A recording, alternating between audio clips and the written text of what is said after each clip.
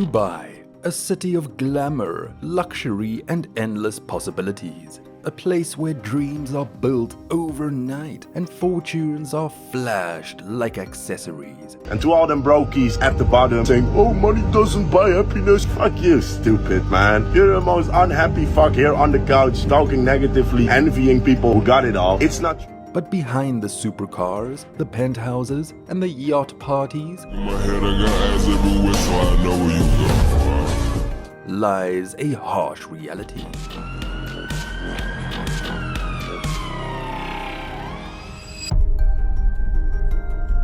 Samuel and Ruben Onuha weren't just your average rich influencers. They were icons of the online wealth game, running a fashion brand, selling business courses, and rubbing shoulders with the elite.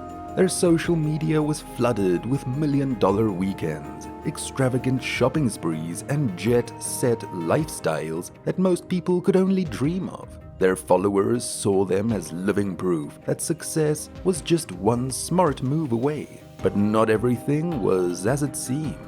While they were partying in their Dubai penthouses, throwing around cash like it was monopoly money, someone was watching. And when the truth came out, it wasn't just about luxury cars and business deals. It was about drugs, crime, and a connection to one of the most feared gangs in Europe. How did they go from millionaire entrepreneurs to fugitives in handcuffs? And what really happened behind the doors of their high-rise kingdom? Let's uncover the truth. Success stories flood social media every day, from rags to riches, from nobodies to millionaires. And the Onuha brothers, they were the perfect example. Samuel and Ruben, originally from the Netherlands, built their empire from scratch. At least, that's what they wanted people to believe. Their brand, Icon, wasn't just a clothing company. It was a symbol of status, ambition, and the hustle mentality. If you followed their content, you'd think success was just a matter of mindset and the right business model. They sold the dream: expensive cars, luxury watches, first-class flights, and exclusive parties. And it worked! Their YouTube videos pulled in millions of views, showcasing weekends on $250,000 mega yachts, front row seats to the F1 Abu Dhabi Grand Prix, and extravagant shopping sprees when they'd drop tens of thousands of dollars in a single day. Followers didn't just watch, they wanted in. And that's where their coaching and mentorship programs came in. They promised to turn anyone into a six-figure entrepreneur in just 3 months. The Onuha brothers weren't just selling products anymore. They were selling a lifestyle, and people were buying in droves. By their own claims, Icon was making $30 million a year, and their personal net worth was approaching $50 million. Whether those numbers were real or exaggerated didn't matter. People believed them. But while their online empire was thriving, something was brewing in the background. There were whispers, accusations that not everything about their success was clean. Some people were starting to question their wealth, their businesses, and their real sources of income. And in Dubai, the authorities were paying attention too, because behind the luxury cars and designer suits, a darker story was unfolding, one that would soon come crashing down around them. With their extravagant lifestyle and online empire booming, the Onuha brothers looked unstoppable, but behind the carefully curated Instagram posts and high-energy YouTube vlogs, there were warning signs, subtle at first, then impossible to ignore. For one, their claims didn't always add up. Samuel frequently boasted about making millions every month, some months hitting as much as $3 million in profit. But when critics asked for proof, things got a bit vague. No tax records, no real financial transparency. Just dashboards flashing impressive numbers. Some believed it, others weren't so sure. Then came the mentorship programs. On paper, they promised to turn struggling entrepreneurs into six-figure success stories. But online, whispers of scammed students and broken promises started surfacing. Some clients claimed they'd paid thousands only to receive generic advice and little real support. Others said they were pressured into upsells, being told that true success required spending even more money on advanced coaching. But money and mentorship complaints weren't the real problem. The real trouble started inside their Dubai penthouse. Samuel and Ruben weren't just flaunting wealth, they were throwing wild parties, attracting models, influencers, and people from Dubai's underground scene. It was all fun and games until one night changed everything. Dubai's skyline glittered in the distance as the Onuha brothers hosted yet another extravagant party. Loud music, luxury drinks, and a guest list filled with influencers, models, and socialites. This was just another night in their world. But what they didn't realize was that this party would be their last. At first, everything seemed normal. Champagne flowed, guests danced, and money was spent like it had no limit. But behind the scenes, a storm was brewing. Some of the invited guests weren't just there for fun. They were watching, listening, and waiting for the right moment. It all started when a group of Colombian escorts who had been brought in for the night realized they weren't getting paid. Furious, they decided to take matters into their own hands. Instead of arguing, they made a phone call, not to a lawyer, not to a journalist, but to the police. And when the Dubai authorities get a tip like that, they don't take it lightly. Within hours, law enforcement had gathered enough reason to raid the Onuha brothers' penthouse. When officers finally burst through the doors, the scene they walked into wasn't just a party, it was a crime scene. What they found inside changed everything. Stacks of cash, luxury watches, and most importantly, drugs. Not just a small amount either. Reports suggest they seized 260 grams of 2C, a dangerous pink powder mix of MDMA, ketamine, and possibly cocaine. In Dubai, drug possession isn't just illegal, it's a guaranteed prison sentence. But the most shocking part? This wasn't just about partying. The investigation quickly uncovered something much more sinister: connections to one of Europe's most feared criminal organizations, the gang led by the infamous Dutch drug lord Ridwan Taghi. The Onuha brothers had built their empire on wealth and influence, but now they were facing something money just couldn't fix: the full force of Dubai's legal system. One moment, they were sipping champagne in a high-rise penthouse, surrounded by models and flashing cameras. The next, they were in handcuffs, facing charges that could put them away for decades. Dubai's police force doesn't play games, especially when it comes to drugs. The moment they found 260 grams of 2C in the Onuha brothers' penthouse, their fate was practically sealed. In most places, drug possession is a serious offense, but in Dubai, it's a one-way ticket to prison. The UAE has some of the strictest drug laws in the world, with sentences ranging from years behind bars to life in prison, depending on the severity of the crime.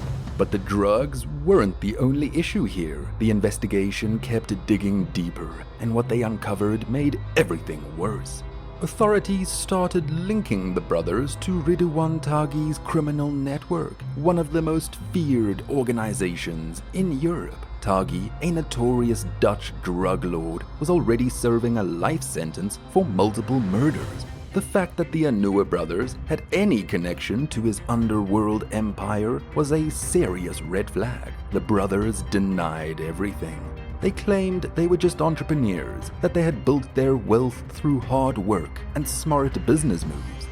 But Dubai's police weren't buying it. With drug charges, allegations of tax evasion, and links to organized crime, the authorities had more than enough reason to keep them locked up. And it wasn't just Samuel and Ruben who were caught in the mess. Their chef, their maid, and even a female friend who allegedly helped organize flights for the escorts were all arrested as well. Dubai's courts don't hand out mercy, and the fact that they were foreign nationals wouldn't save them. Their flashy lifestyle had made them famous. Now it made them prisoners. The question now wasn't if they would be punished, it was how severely. Would they face years behind bars, deportation, a life sentence, or would their millions somehow buy their way out? For years, the Onuha brothers had preached one thing: money solves everything. If you had enough of it, you could buy success, influence, and even respect. But could it buy their freedom? Dubai's justice system isn't like the West. There are no flashy court battles, no drawn-out trials with media coverage. When you're caught with drugs in the UAE, the process moves fast, and the punishments are severe. A life for locals, a conviction like this could mean life in prison or even the death penalty. But Samuel and Ruben had one advantage: they weren't Emirati citizens. Foreigners arrested for drugs in Dubai often face long prison sentences, but there is another possibility: deportation. For the ultra-rich, this is usually the best-case scenario. Serve a short sentence, pay a massive fine, and get banned from ever returning. This was likely the brothers' hope, but their case was different. Their alleged ties to Ridwan Taghi's criminal network meant this wasn't just about drugs anymore. If Dubai's authorities believed they were part of a larger criminal operation, deportation would not be an option. They'd be looking at decades behind bars, or worse, extradition back to the Netherlands, where tax fraud and organized crime charges are awaiting for them. Then came the unpaid taxes. Reports surfaced that the brothers owed millions of euros to the Dutch government in unpaid income and corporate tax. Suddenly, their empires started to look more like a house of cards, built on loopholes, deception, and maybe even crime. But there was still one wild card here: connections. Dubai is known as a place where money moves things, powerful people get favors, and legal troubles sometimes disappear for the right price. Could the Onuha brothers use their wealth and influence to cut a deal? Their followers waited, expecting them to bounce back like they always had. But this time, no motivational speech or flashy Instagram post was going to save them. The walls were closing in, and there was only one way this could end. For years, the Onuha brothers had built a flawless image: young, wealthy, untouchable. Their followers saw them as proof that anyone could escape the 9-to-5 grind and become a millionaire. But as the reality of their situation sank in, that illusion crumbled. Samuel's Instagram account was immediately taken down after the arrest, wiping away the carefully curated image he had crafted. Their fan base, once hypnotized by their extravagant lifestyle, split into two camps: those who still believed in them and those who had seen enough to know the truth. Dubai wasn't going to let them walk away. As the legal proceedings unfolded, reports surfaced that both brothers were heavy drug users, with close friends confirming that their penthouse in Amsterdam had been used for drug-fueled parties. One of their most shocking claims had always been about financial success, boasting about making millions, running one of the biggest e-commerce agencies, and scaling their brand to a $50 million valuation. But with tax fraud allegations, their so-called mentorship programs under scrutiny, and their entire fortune now in question, it seemed their empire was more illusion than reality. Then came the final blow. Dubai authorities weren't just planning to keep them locked up. There were rumors that the Netherlands was working on extraditing them, meaning they wouldn't just face charges in the UAE, but also a potential trial back home for tax evasion and organized crime connections. The brothers, who once flaunted their invincibility, now faced a future that they had never prepared for. A future without money, without luxury, and possibly without freedom for decades. Their downfall wasn't just a scandal, it was a warning. a reminder that in places like Dubai, no amount of wealth can protect you when the law catches up. And for Samuel and Ruben Onuha, the dream life was officially over. The Onuha brothers lost everything chasing wealth, but what if you could take an empire instead? Ray Kroc didn't just grow McDonald's, he stole it. Was he a genius or a ruthless opportunist? Watch The Man Who Stole McDonald's, how Ray Kroc took over an empire.